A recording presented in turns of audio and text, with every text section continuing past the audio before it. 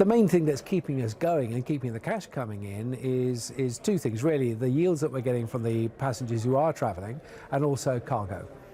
And cargo has been our lifesaver over the last 18 months. So that's been very good. That's allowed us to gradually open the network and wait and see what happens. You've brought back the 777s, obviously. I think I've seen your A380s now moving around, but you've still got the problem of only 2 aircraft, 777s and A380s. In the post-pandemic world, what are you going to do? We will deploy all those aircraft. As soon as we can get back, the borders restrictions have been restricted. Emirates will fly its 121 380s and its 160, 170 777, some of which are freighters. The business model that drove all of that remains in place regardless of what other people think. People will still want to travel. They'll still want to travel over super hubs like Dubai. Let's be quite clear about that. I am not one of these people who believes that the day of the super hub or large aircraft such as the 380 are over. You're alone. We've always been alone.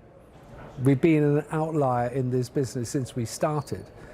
But goodness me, I'm not blowing our trumpet, but we've been pretty successful in what we've done because we've done that. Right, but then what adjustments are you making in a post-pandemic world? Well, if it can't be like it was before, or maybe it can, but what adjustments are you making? What you have to do, Rich, is accept and adapt.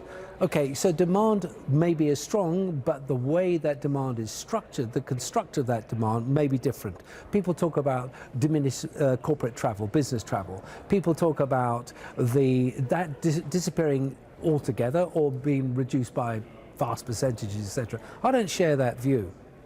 What has happened in the last 20, 30 years that particular segment has morphed into multiple other segments that we call corporate travel. But in fact, it's very varied, it is multifaceted, and that is changing. Those are the things that will change, not the absolute quantum of demand, it's how you react to the changing nature of the structure. 2 areas that will annoy you. Go on. Come on, just merge yourselves and Etihad. 2 airlines with a major airport that's being built equidistant to each of you. It makes sense to merge. The airport that you're talking about, equidistant to both of us, is actually on hold for the time being, okay?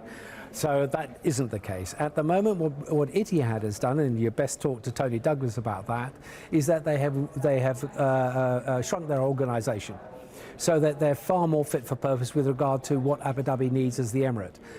Whereas I think they have about 60 aircraft or so. That's doing a great job for them, and on that basis Tony can project profitability and a good product.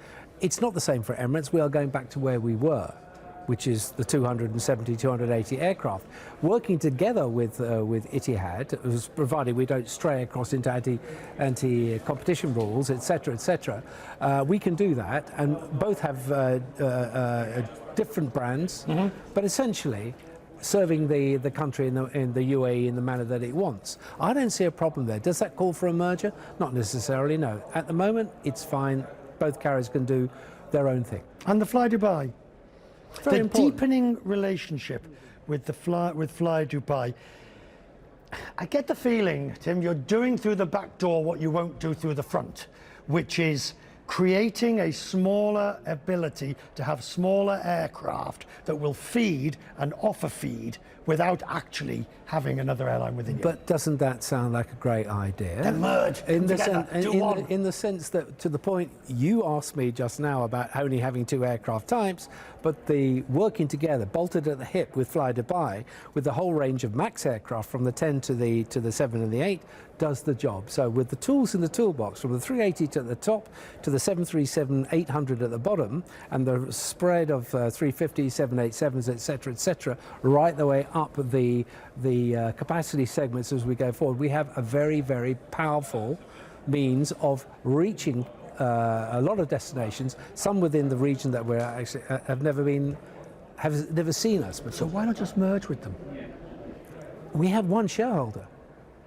The government of Dubai owns both of us. So it's all intents and purposes, by keeping the brand slightly different and doing different things for some of the markets that don't require full service airlines such as Emirates, certainly not with the size of the aircraft we got, this aeroplane at the price points that they offer, much better.